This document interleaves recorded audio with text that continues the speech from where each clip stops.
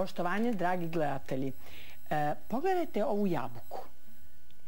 Kad god vidite sada znak jabuke, to smo mi na vašem ekranu vašeg televizora. Znači, postoji sada jedan logo Jabuka televizija, Jabuka TV.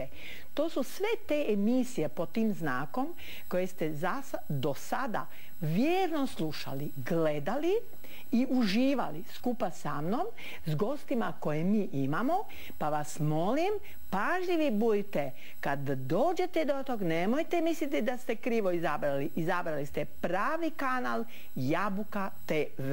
Promijenili smo ime jer nam se jabuka sviđa kao simbol ljubavi, dugotrajnosti, napredovanja, boljeg zdravlja. Pa evo, razmislite i vi malo.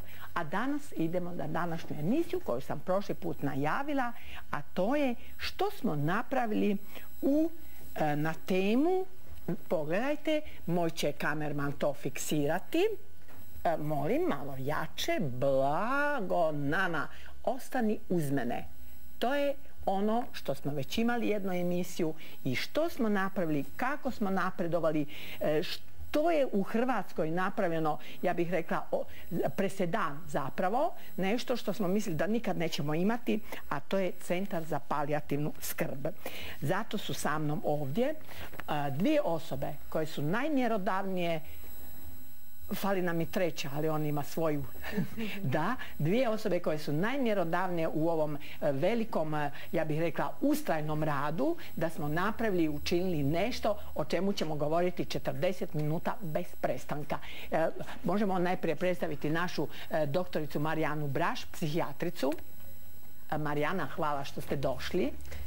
Hvala vama što ste me pozvali opet. Mi smo se obukle onako kako treba da prezentiramo i temu o kojoj govorimo danas, je li tako? Apsolutno. Eto, naš doktor Ranko Stevanović, uvijek se zabunim kod vaše, ne znam zašto se zabunim, Stevanović Ranko, koji je puno doprinio također, isto ima i lila košulju, a imamo i bedževe koji su vrlo važni. Evo, molim da se snime ovi naši bedževi. Kod mojih gostiju na grudima gdje je srce, kod mene, nažalost, da ne bi bila previše nakićena, na ruci su, znači ostanite uz mene, ostani uz mene. Vidjet ćete zašto je to jedan slogan, vrlo važan da o njemu svi porazgovaramo. Marijana, što se danas dešavalo, što mi danas u stvari radimo, što mi slavimo, da budem vrlo kratka. Mi danas u stvari promoviramo Centar za palijativni fakultet. Znači ovako, malo drugačije nego što ste rekli. Znači mi smo u sklopu naše akcije počeli ostvarivati prvi cilj, a to je da smo uz veliku suradnju dekana i dekanskog kolegija Medicinskog fakulteta Sveučilišta u Zagrebu uspjeli kao jednu jedinicu, kao jedan dio fakulteta osnovati Centar za palijativnu medicinu, medicinsku etiku i komunikacijske vještine. Znači, mi smo, kažem, dekan i dekanski kolegi su osnovali 21.9. jedan centar koji treba biti nositelj edukacije i struke pa i javnosti u širem smislu o tome što je palijativna medicina, kako pomoći neizlječivom bolesniku. Drugi dio naziva je medicinska etika, znači etičnost u postupanju, jel? I treći dio je, dakle, komunikacijske vještine, jedno vrlo, rekla bi, područje koje se malo zanemarivalo u edukaciji, kako komunicirati s bolesnikom, kako komunicirati liječnik sa kolegama u timu, kako komunicirati liječnici sa javnošću i sve ono što čini komunikaciju. Znači ono što je u stvari za ovakav jedan centar, za ovakvo nešto od presudne važnosti. Pa ja mislim da je to od presudne važnosti, jer kako ćemo kvalitetno pomagati neizlječivim bolesnicima ako se generacije studenata i liječnika i volontera i medicinskih sestara i socijalnih radnika i svih ostalih ne educiraju o tome, jer je palijativna medicina posebna specijalizacija u svijetu, jer to nije nešto što možemo reći, evo danas mi to znamo. Točno. Jer to traje nekoliko godina edukacija, prema tome ako vi napravite odmah na jednoj vrhunskoj ustanovi na fakultetu centar koji će to promicati, onda ste vi omogućili generacijama studenata koji dolaze, oni koji sad jesu, da se konačno to, da svi nauče. Tako je. A ne nekakav izolirani otok u kojem bi prošlo 100 ljudi godišnje gotovo, jel? Tako je. Ali ono još što se danas obilježava, to je isto tako, slavi se dan hospicija.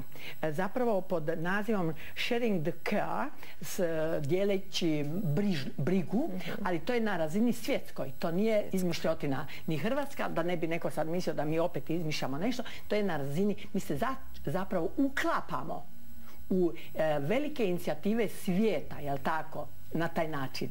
Pa naravno, znači cijeli svijet... To je 9.10. Inače, ali obilježavalo se danas.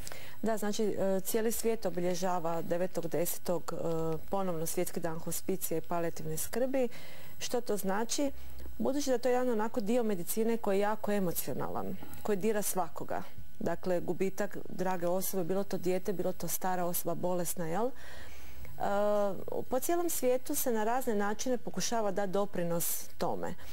Pa tako da je na taj dan ili par dana prije ili poslije se organizira 1000 koncerata, različitih nogometnih utakmica, zbivanja u vrtićima, školama.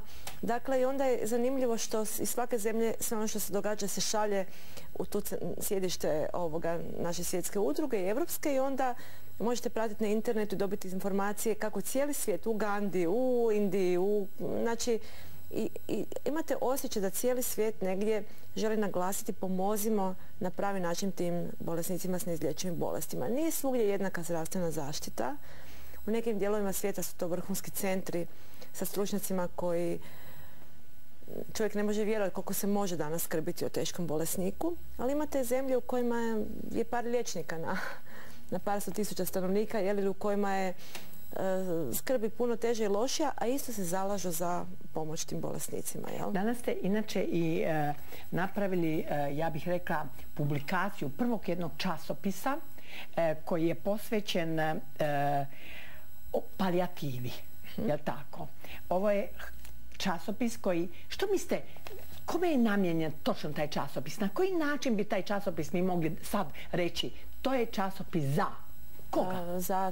Ovaj konkretno časopis je više za struku, što znači za liječnike, farmaceute, medicinske sestre, socijalne radnike, psihologe. On će ići u 7000 primjeraka da dođe do, ako je moguće, svake ordinacije, u kojem smo mi stavili osnove što je to palijativna medicina. Mi smo shvatili da mi moramo prvo krenuti od početka u nekim stvarima i definirati zapravo što je to palijativna medicina, ono što smo i prošli put kod vas u emisiji govorili, jel? Kako mi to u Hrvatskoj stojimo, stavili smo velik naglasak komunikaciji. O to možemo možda kasnije nešto govoriti. Primarijus Stevanović je 2 poglavlja imao o općoj smrti, umiranju i o modelima, o rješenjima ekonomskim i modelu kako u Hrvatskoj napraviti zapravo palijativnu medicinu, problemu boli. A ono što mi smo ovako nepopravljivi optimisti, vidite to i po bojama. Je, točno. To znači da smo na kraju časopisa dali pozitivne primjere iz Hrvatske. Znači primjere palijativnog tima iz Pule, primjere rada udruge Krijesnica i nekih drugih udruga. Išli smo s tim, ma gle, pa u ovoj zemlji ima tih timova, samo nisu dovoljno iskoordinirani, jel? Nisu iskoordinirani. Mislim da to inače manjka kod nas, evo vi meni možete reći kao specijalista i psihijatrije, da mi imamo velikih potencijala stihijski nekako. Nemamo razrađen dobar sustav koji bi nas pratio, koji bi nas ujedinio. I možda se tu rasipa ogromna energija koja nije ujedinjena u jednom pravcu. Nekako mi se čini iz rada i sa, jel da, primarijus Stevanović, iz rada i civilne inicijative i struke, i vrlo se teško povezujemo u jednu snažnu silu koja je zbilja pokretačka bi mogla biti. Jest, i mi smo sagledali ovih zadnjih nekoliko mjeseci u stvari zbog čega jedna tako dobra ideja, za koju su mnogi ljudi uložili mnogo energije i snage, nije zaživjela. Zbog čega ta ideja 16 godina od kada je profesorica Jušić intenzivno krenula u razvoj sustava palijativne skrbi u Hrvatskoj, zašto se nije dogodila palijativna medicina, nego se tek treba dogoditi. Mi smo sada uvjereni da će se dogoditi.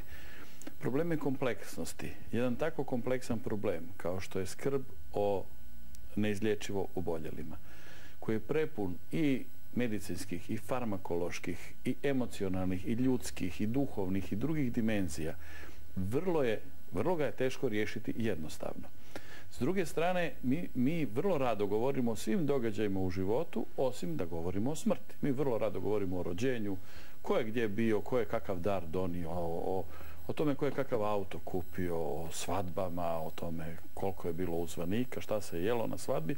A kada dođe na red tema smrt u obitelji, u društvu, na medicinskom fakultetu, svagdje i ovdje, svi na neki način zaziru od nje, bez ikakve potrebe. Jer tko je rodio, taj će i umrijeti. I kao što je bilo rođenje, školovanje, vjenčanje, promocija, tako će biti i smrt. I tako bi stvar trebalo gledati.